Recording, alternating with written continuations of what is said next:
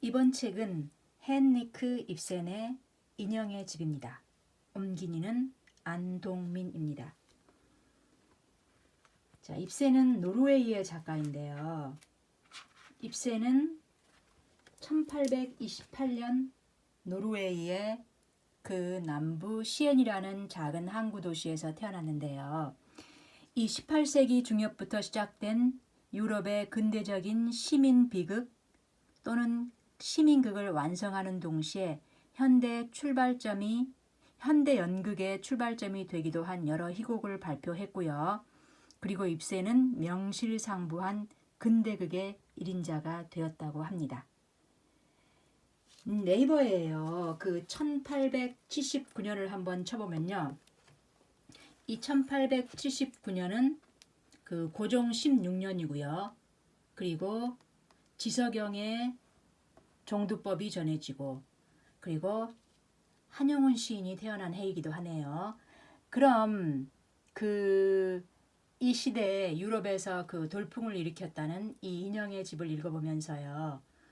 우리나라의 이 시대도 이런 의식은 싹텄을 것이라고 짐작을 해보면서 이 책을 한번 살펴보겠습니다. 먼저 이 1879년 이 헨리크 입센의 인형의 집은요. 그때 12월에 출판이 되었는데요. 독일어 번역으로 동시에 출판되었고요. 그리고 각 극장에서 상연되었는데 초판 8,000부가 매진되고요. 재판 3,000부도 이어서 매진되고요. 그 다음에 3판이 나오는 아주 파격적인 성공을 보았다고 합니다. 자, 지금은 140년이 지났네요.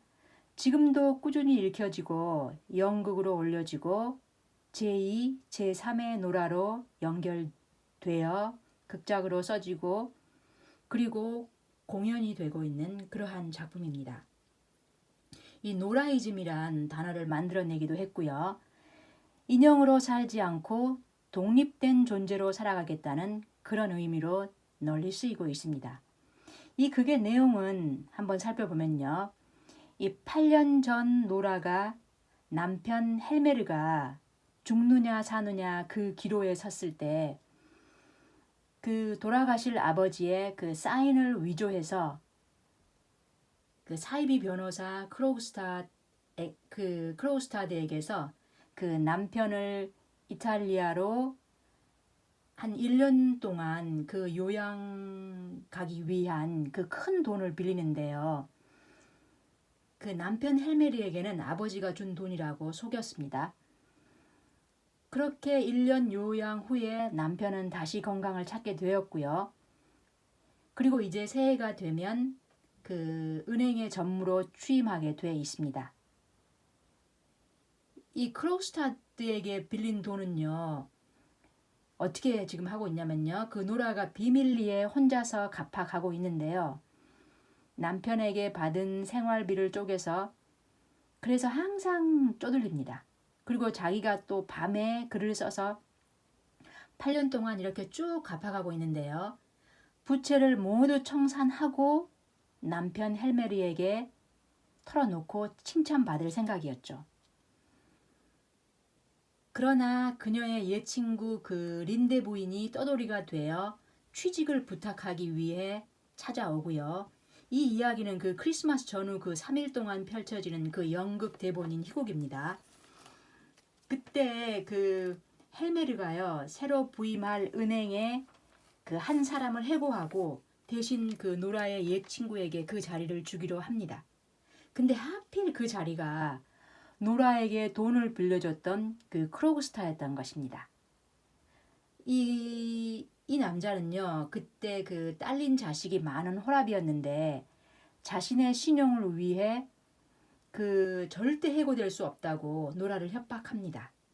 만약 헬메르가 자신을 해고시키면 그 노라가 법을 어기고 그 서명 위조한 그 죄를 폭로하겠다고요.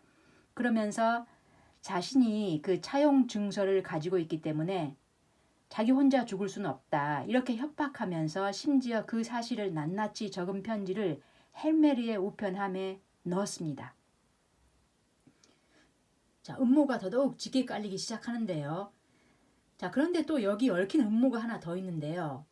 이 크로그스타와 그 다음에 그 노라의 옛 친구 그 크리스틴의 린데 사이에 사실은 러브 스토리가 있어요. 이 노라가 사랑하는 그 남편을 살리기 위해 법을 어겨가면서 그 서명 위조를 했으니까 그러면서 용감하게 행동했던 데 반해서요. 이 크리스틴에는요.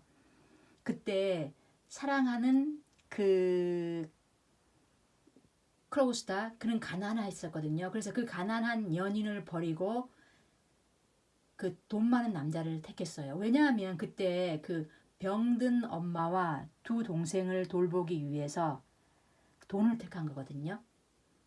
그리고 그가 죽고 겨우 연명하고 있던 처지로 지금 전락해버려서 노라를 찾아온 것입니다. 자, 그러니까 이 크리스틴의 린데와 그때 그 배신당했던 이 크로그스타가 이 은행 일자리를 놓고 또 운명적인 이 만남 부딪힘 지금 이렇게 둘이서 또 다시 운명적인 이 부딪힘에 놓인 것이죠. 이들 두 사람의 이 숨겨진 러브 스토리를 이 노라 부부는 모르고 있어요. 그러나 그 노라는 남편을 위해 자기가 흙탕물을 뒤집어 썼지만 저기 남편의 생명을 살리기 위해서 했던 그런 일이 설마 법이 우선시 될 수 없을 거다. 이렇게 하면서 남편은 분명 자기 편을 들어줄 것이다. 이렇게 믿었죠. 왜냐면 그 8년 전 노라의 서명 위조를 폭로한 편지를 읽은 남편이 설마 남편에게 애걸복걸을 하고는 있어요. 그 크로우스타들을 다시 복직시키라고요. 그러니까 해고 통지를 번복하라고요. 그렇지만 노라는 이렇게 남편을 믿고 있거든요. 이럴 때 한편 그 남편의 그 반응을 한번 보면요.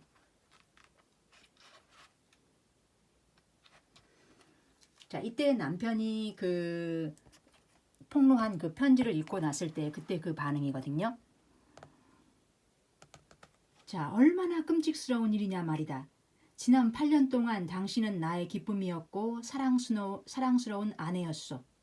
그런데 이제 나는 발견한 거요. 그렇게 믿었던 내 아내가 거짓말쟁이 위선자에다가 심지어 고약한 범죄자라는 것을.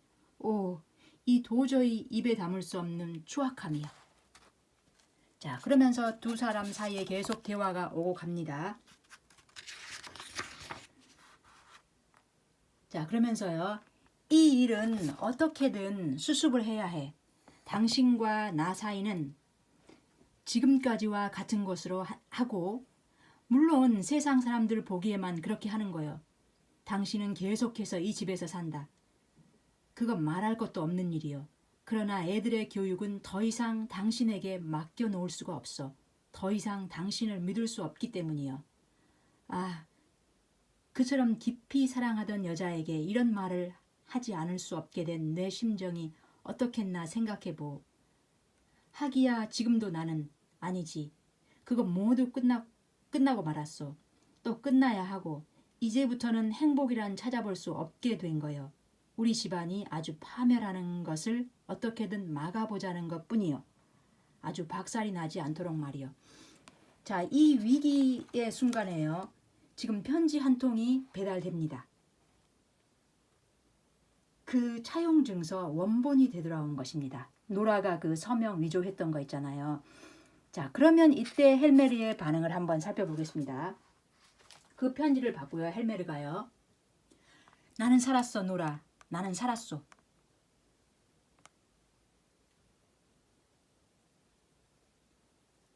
자기가 한 행동을 뉘우치고 있다고 쓰고 있어. 그리고 사과를 하고 있어. 그의 생활에 무언가 행복한 전기가 찾아왔다는 게야. 녀석의 말에 대해서는 신경 쓸 것 없어. 우리는 살아난 거요로라. 자, 그럼 어떻게 이 기적이 일어났을까요? 사실은요. 크리스틴의 린데와 크로우스타가 화해를 하고 이 차용 증서를 돌려보냈습니다. 자, 이 차용 증서를 지금 갈기갈기 찢어서 스토브 속에 집어넣고요. 헬멜은 불쌍한 노라의 잘못을 용서하겠다고 다시 맹세합니다. 이 헬멜의 허위 앞에서 노라는 이렇게 응답합니다. 자, 노라의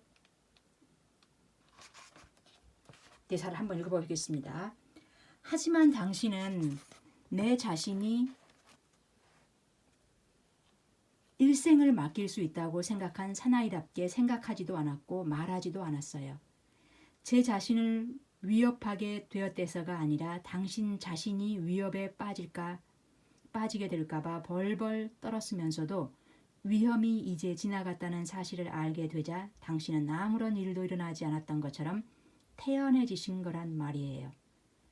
단지 저는 그 전과 마찬가지로 작은 종달새고 당신의 인형에 지나지 않는 거예요. 부서지기 쉽다는 것을 알았기 때문에 앞으로는 좀 더 소중하게 취급하게 되리라는 것뿐 톨발. 그때 저는 깨달은 거예요. 지난 8년 동안 저는 낯선 사나이와 생활해 왔다는 것. 그리고 그의 자식을 셋이나 낳았다는 것. 아, 참을 수 없어요. 이 몸을 갈기갈기 찢어버리고 싶군요.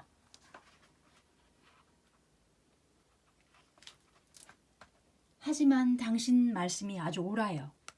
저는 애들을 제대로 교육시킬 자격이 없어요. 그보다는 좀 먼저 꼭 해야 할 일이 있어요. 저 자신을 교육시키는 일이에요. 그리고 당신은 저 자신을 교육시키는데 도움을 줄 수 있는 분이 아니에요. 그것은 저 혼자서 해내야만 할 일이지요. 그래서 저는 당신에게서 떠나려는 거예요. 자, 이렇게 노라는 이 밤중에 노라는 이렇게 떠납니다.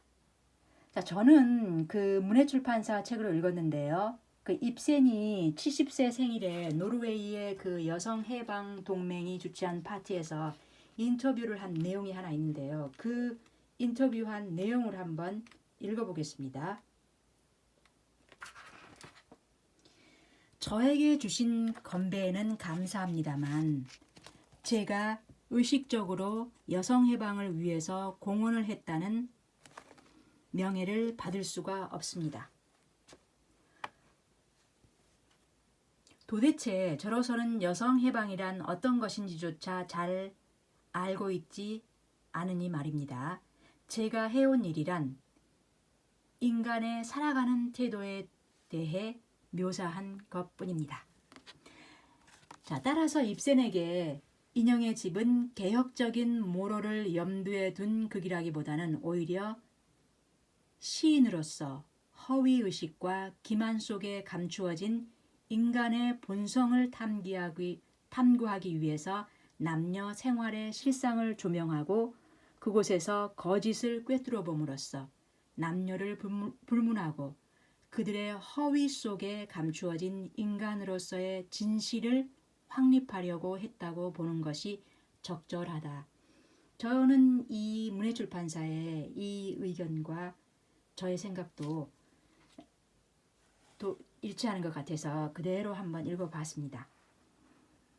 자, 이렇게요. 인형의 집이 시대를 초월하여 오늘날에도 고전으로서 신선한 맛을 잃지 않는 것은 극중 인물들의 성격과 인간성에 대한 생생한 생명력이 넘쳐 흐르기 때문이며 이 땅 위에 결혼 제도가 없어지지 않는 한 오늘을 사는 우리에게도 저마다 각기 다른 각도에서 큰 감흥과 반성을 안겨준다는 점일 것이다. 이렇게 얘기하고 있습니다. 네, 끝까지 들어주셔서 고맙습니다.